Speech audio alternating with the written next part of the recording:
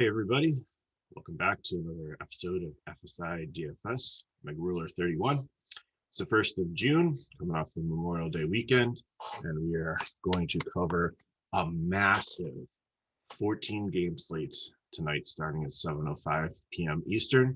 There are so many options from hitters, pitchers, weather looks great, doesn't look like there's going to be any concerns, hallelujah. Plus we have Coors Field, so let's start with pitching. I'm going to try to give you 3 to 4 top ones, 3 to 4 mid-range ones, and 3 to 4 values, and then we'll go through stacks. Then we'll do the round robin. We'll go game by game, give you some quick hits and thoughts on things there, and then I will do one roster construction at the end. So hopefully, this first part will just give you enough that you need and get you going. If you want more specific, you can watch through the rest of the video for game by game coverage. And then at the end, like I said, I'll give you my cash construction. Okay, so looking at pitchers today, Aaron Nola comes out as the highest price one at 10-2, which isn't bad. He's been having a really good season. Comes up against the Cincinnati Reds, who put up 11 runs yesterday. On the video, I was on them yesterday. It was more the bottom of the lineup than the top of the lineup.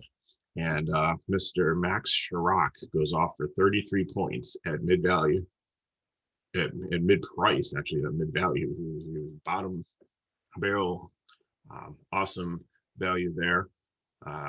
But he strained his calf and might be heading to the injured list. So Nola gets this Reds team who has a decent offense, but the bottom of it does struggle and does strike out, even though they were hot yesterday.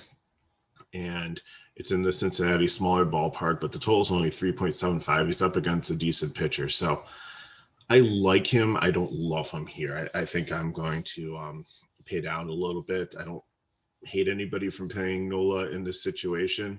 Like I said, it's mildly risky against a decent team in a decent ballpark with 76, almost 80-degree temperatures going on out there. But I don't hate anybody playing him. Glasnow would be the next one in line. I'm going to skip over Alcantara. He gets the Blue Jays, who have a really, really good offense. They're not playing in Tampa Bay. I hear they're back in Buffalo, but still that park produced a lot of runs last year. So I'm not considering Alcantara as one of the top plays up here. Glasnow would be the second one. He gets the Yankees, who are hot and cold every so often. Tampa Bay is actually on a winning streak. I think they've won 9 out of their last 10, 5 out of 5 straight here. The Yankees, they're primarily a right-handed lineup. Glasnow has done really well against right-handers. He comes at 9.8. I think he's going to be one of the top pitchers on the slate. Sorry. But thing is like Hill was doing really well yesterday, and they pulled him because they have such a good bullpen. I don't know, maybe like Hill's much older than Glasnow. Hill's 40 something. I think Glasnow is in his late 20s, so maybe that was a factor.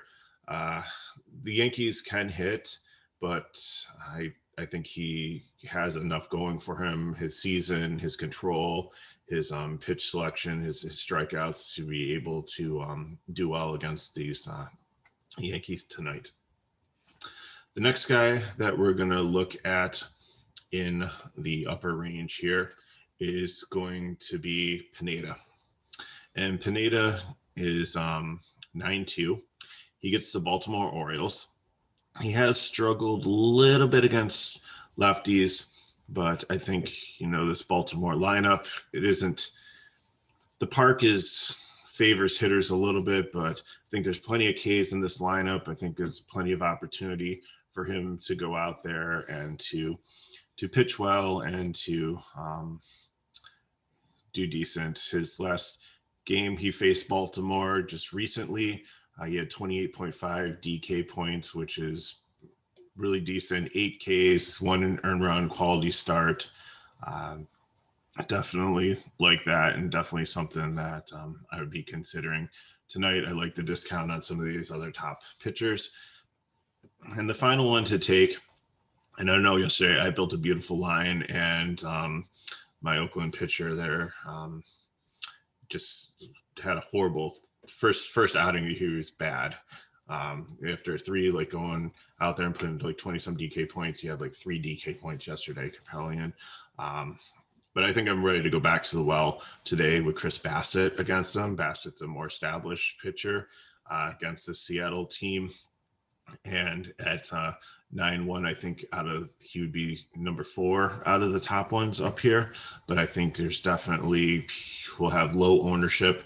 And I like how he lines up against the Seattle offense. So those are their top pitchers in order. I would probably say Glasnow, Pineda, Nola, Bassett, but definitely Pineda, Glasnow, Nola are ones that you can interchangeably. Nola is just the price that knocks them down, and the matchup's a little bit scary. So each one has a little bit of something against them besides Bassett if you're looking at Seattle yesterday, but Seattle, so not really worried too much about the matchup. Okay, let's look at the medium range. My favorite medium range pitcher is going to be Luis Garcia against the Boston Red Sox. Now, Boston is a decent team. I think they hit lefties better than righties, but Garcia silently has been having a decent season. He's gone 6 innings, 5 innings, 5 innings, 5 innings, 5 innings. So the consistency is there, but in those innings, he's had 29 DK points, 22 DK points, 19 DK points, 15 DK points, 17 DK points, 19 DK points.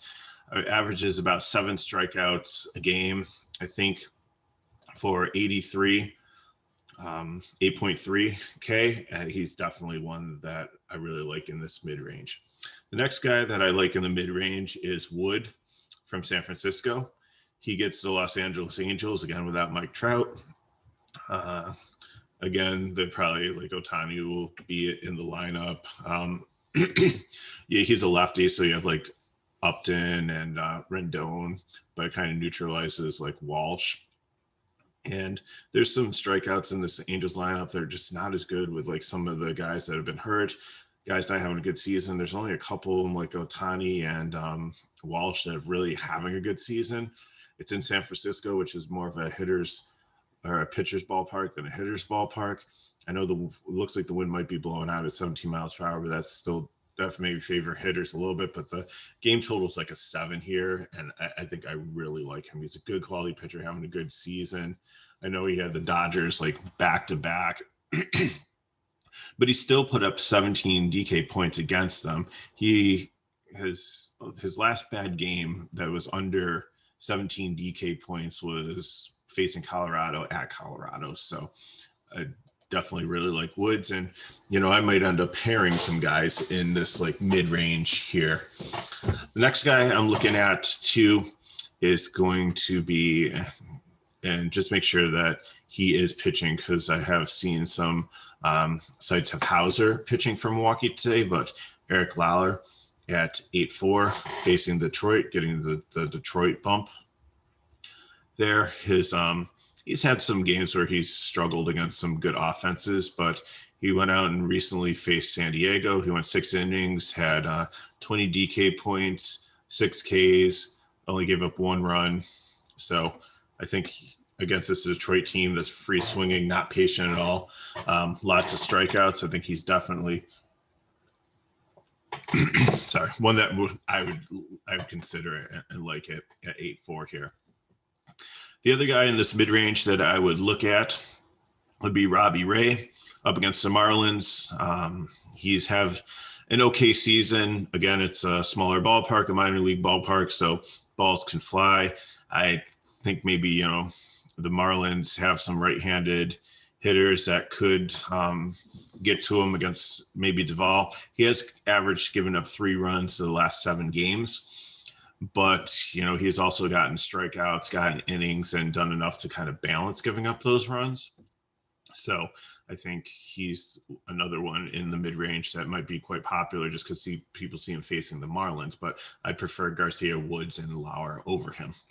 For low range or low price pitchers, I think the chalk of the slate is going to be Bradley Singer against the Pittsburgh Pirates, who are probably the worst offense right now in baseball. Singer got lit up by Tampa Bay last time out. He got negative DK points, but he did really good against Detroit. We thought that, you know, he was going to go up against the White Sox and get destroyed, but you actually had a decent game there and had 18.5, although the White Sox are much better against lefties, and he's a righty.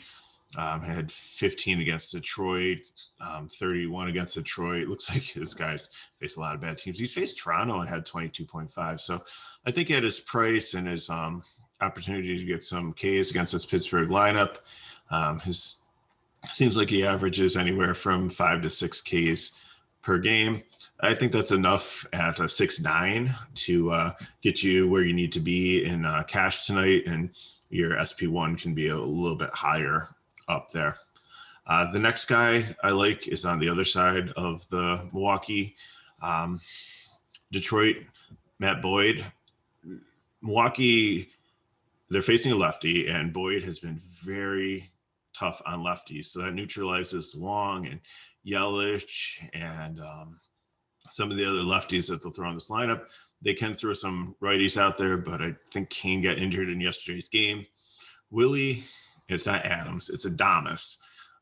Shortstop on that team has been doing phenomenal recently. He has been very hot. So he's one guy that concerns me a little bit against him.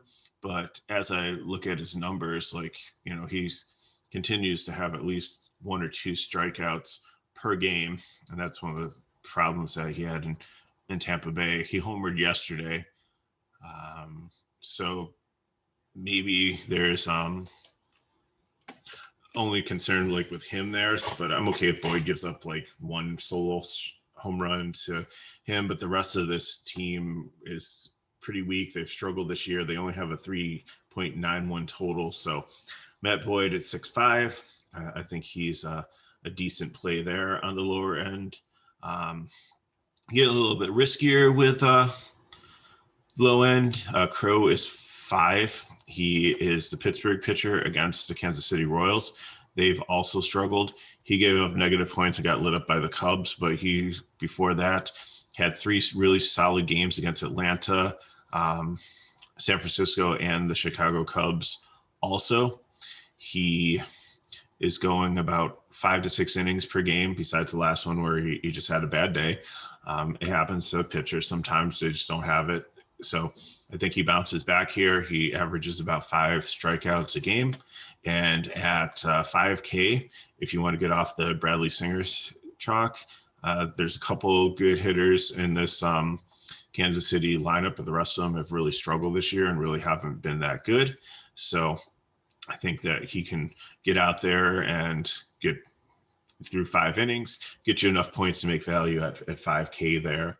And I don't know if he'll necessarily get the win with his offense, but I think there's an opportunity for him to definitely pay off his salary and be a nice contrarian play off of Singer, and it gives you 1.9 more to get another batter, to get a better pitcher for your SP1.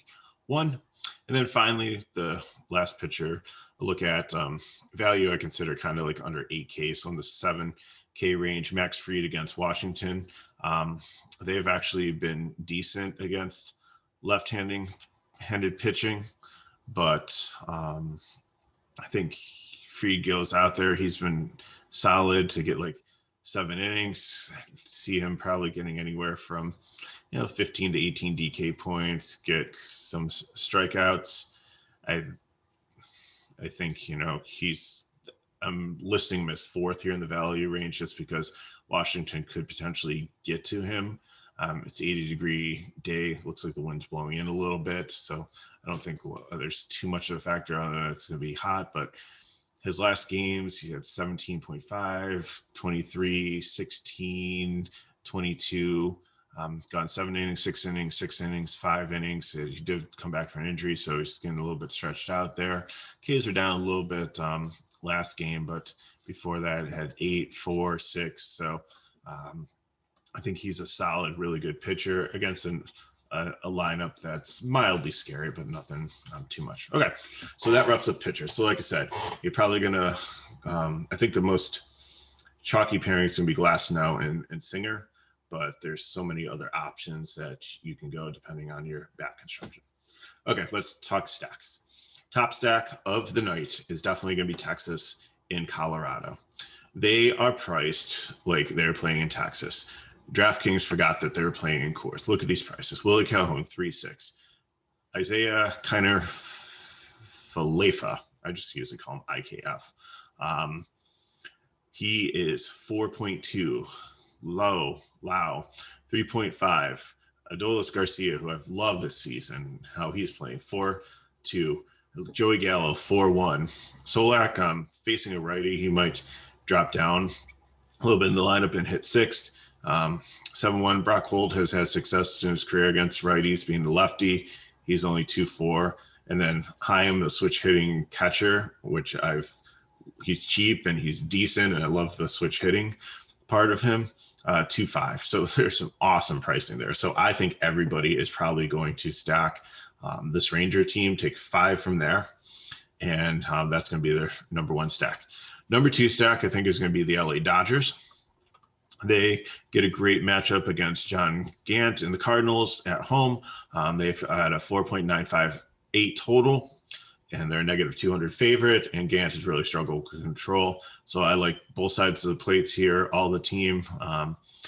They're not unreasonable. There are some players that are priced in almost 6K or are at 6K, but Betts at 5.1, Muncy at 5.3, Turner 4.6, Bellinger's back. He's only at 4.8.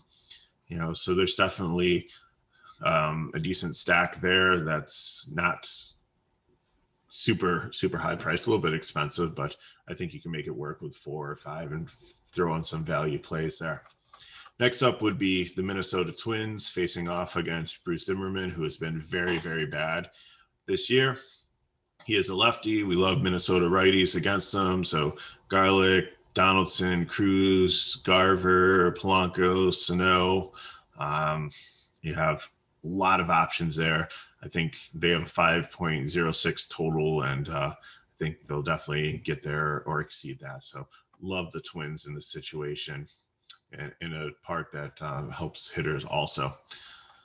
Kansas City would be the next stack. I know we said, Will Crow is a decent, really cheap pitcher, but he does have probably has given up the most right-handed ISO. So some of the right-handed bats or switch hitters I like against him, it'd probably be like home run chasing. I don't think this would be a cash stack, but I do like throwing these guys together. They have like a 4.89 total. So I think it's going to be one or two things. It's going to be home run or it's going to be strikeout. I think that Crow will give up some runs, and probably the Pittsburgh bullpen is not good either. So it might be later on in the game, but I think Crow will get enough strikeouts that you could play either side of this. Yeah. So GPP stacks, Toronto, again, it's against Alcara, just because it's a smaller park. They've been hot. Alcantara is a good pitcher. Some people might take him just because of his price and his track record. And I think Toronto will be a sneaky stack there.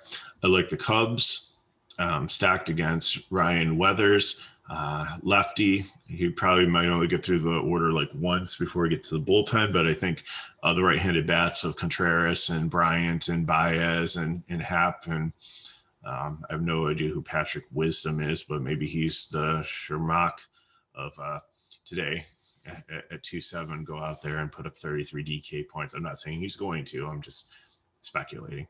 But anyways, I do like the top 4, at least right-handed. Cub bats, I'll definitely play them in a GPP line. And I think I'll play Kyle Hendricks with them, because Kyle Hendricks is either going to go out there and have a good game pitching, or he's going to get lit up by the Padres. So I think what I'll do is in the solo shot where it's only $1 and you get a 20 max, I will have one lineup that has Kyle Hendricks and a Cub stack, and then I will have another stack of San Diego's, but I will not be taking Ryan Weathers as the pitcher in that one. Next up, Colorado going out, the Rockies, obviously Coors Field. Dane Dunnings is okay. He's been having a decent season for a Texas pitcher. Yeah, he got lit up pretty good against the Angels last time, gave up 7 earned runs. 4 earned runs 2 games before that, but he went out and didn't give up anything to the Yankees, had 6 Ks. He had 10 Ks versus Seattle, 25 DK points. Minnesota, 5 Ks. So I'm not saying play done as a pitcher at all in Coors Field, but I'm saying that I think he does enough damage control to not give up a huge game to the Rockies, even though they do have the higher total. But I would just be focusing on the lefty bats. Tapia, Ryan McMahon, love him. He has hit a ton of home runs this season, and most of them have been at home. If you just take a one-off and use him, I'm perfectly fine with that. He's at 5.7, so he's much more expensive. Charlie Blackman is starting to come around. He just started out horrible this season. I don't know. I think he'll be very popular. I'm off on him. He had 28 DK points yesterday in his last game. And he had 4 at-bats. He had 3 hits, 2 doubles, a triple, 2 runs, 2 RBIs. One, it's not like he hit a home run or stole a base or anything. It seems like his speed's down. It was just a combination of everything added up to 28. But if you look at his previous 8 games before that, if you add up all of his DK points, he only has 21 in 8 games.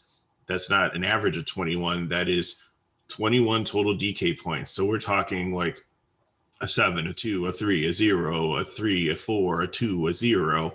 Not good. So I'm, again, most of those were on the road. They weren't at home. If I look back at home when he played Arizona, he had a 7, a 16, and a 10. So again, maybe that helps him. Cincinnati at home, a 0, a 0, 11, 7, 7. So maybe better at home. So maybe that, I think I'd use him as part of a stack. I'm definitely not using him as a one-off. So Tapia, McMahon, Blackman, use those as fill-ins, but I definitely like the other side of this game much better.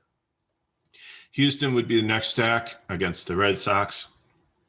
And Garrett Richards, I think they have a 4.65 total.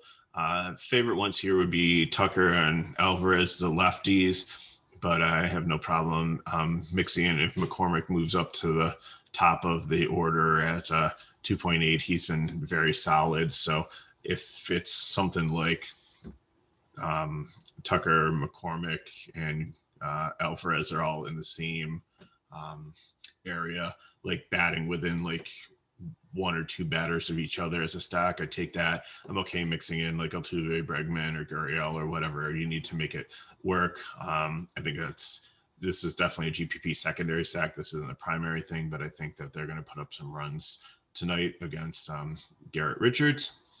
Then our YOLO, really cheap price stacks. I like Detroit against Lauer potentially. Again, like I said, I recommended him as a good cheap pitcher, but I think he is a lefty, and Detroit's not going to hit like home runs or anything. Again, this is going against, when I say YOLO, they're going against like probably high-owned pitchers and trying to create lineups that for more of a game theory thing. Atlanta against Washington, they get Steven Strasburg. He hasn't looked right. Maybe the good Steven Strasburg comes out. Maybe he throws 4 pitches, sneezes, and hurts his side and is on the IL another 10 days. So I think Atlanta bats are very expensive to stack. I guess they're not that bad. It's 5.5, 5.3 for Acuna, Freeman. LB's 4.6. Riley, who's been having a pretty good season at 3.9. I think they're priced to face a good pitcher. They have a 4.5 total, so there's someone that I'll definitely stack in GPP. Miami, I'll take them against Robbie Ray. Like I said, Robbie Ray's given up at least 3 runs a game for the last 7. So if I can figure out who's going to be those 3 runs, probably the righties like K. Marte, Aguilar, Cooper. If Duvall's back in the lineup, those are the ones I'd be looking at there. And then finally, I would take St. Louis as against David Price. I know David Price will probably only go through the lineup at least once. They're trying to stretch him out to get him back to be a starting pitcher. We'll have to see what the Roberts comes out and says how far he's going to pitch. They do have a really good bullpen, but you have a ton of righties here. And if he is still struggling, give me Edmonds, Goldman, Arenado, Molina. I think, I'm definitely going to stack them in a GPP. Okay, so quickly through the games. So we talked about Minnesota and Baltimore. Like Pineda, love the Minnesota bats. I'm not taking anything, maybe a couple of the lefties, since Pineda has had a couple struggles against them as one-offs, but I'm not stacking or doing anything with Baltimore. Tampa Bay and Yankees, I'm fading the bats on both sides. Glasnow is a very solid pitcher. It's going to be very popular. Domingo Germán kind of falls in no man's land. He's 9.4, which is a little bit too expensive for my tastes. It might be a great contrarian GPP play that nobody has, very low ownership. We know Tampa Bay does strike out a lot. I'd prefer this game to be in Tampa Bay over New York. I think that's a better pitcher's park, but I definitely not touching any of the bats. Like you have like Randy Zenya, like is 6K with a righty on righty matchup. Come on, no way. I don't know what DK's doing there. Marlins against the Blue Jays. Like I said, Alcantara is one of the highest priced pitchers. I'm going to fade him. I think he will have more ownership than he should, just based on his namesake. It is the smaller park, but it's Buffalo. It's not in Tampa Bay, where they were playing in the spring training site. I do like a Blue Jays stack and a GPP against him, especially if he's going to have some ownership. Robbie Ray, I think, is a mid-range pitcher that you could try, more of a GPP play than a cash play. Has given up 3 runs for the last 7 games on average.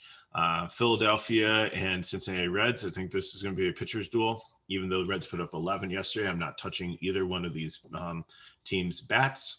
Chirac, who put up the 33 DK points, is heading towards the IL, possibly with a calf strain, so he will not be in the lineup. Aaron Nola, Sonny Gray. I think Nola is a great matchup here. He's the highest priced pitcher. He's having a phenomenal season. Cincinnati is a decent offense, but they only certain pieces are left there. They're still missing some guys that are injured. And Sonny Gray against Philadelphia, even though they're in the smaller ballpark here in Cincinnati. No Bryce Harper in the lineup. I think he neutralizes the righties. The lefties that are left don't really scare me too much. So at 8.9, I know I didn't mention him yet, but he's definitely in play if you want another. Just there's so many pitchers on the slate. It's just hard to name all of them. Okay, Washington, Braves. Max Fried, definitely like his pitcher, but he's probably lowest one on the low end, under 8K, that I would like, only because Washington has some really good right-handed bats. Strasburg, I wouldn't touch him. He's definitely a YOLO pitcher. He could go out there and do well, but this Braves is a good offense. I'd rather stack the Braves into GPP and hope he implodes. Washington is a little bit valuable, though, because Harrison is only 3K.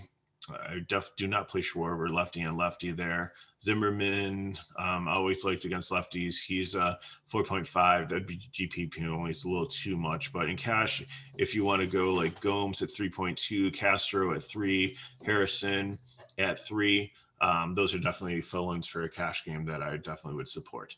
Detroit and Milwaukee, like both pitchers in this one. Lauer, I like more, just because Detroit's offense has been generating a lot of points for fantasy with how impatient and free swinging they have been, and they don't have much power. Matt Boyd, I like on the other side too. Same thing with this Milwaukee lineup, has struggled.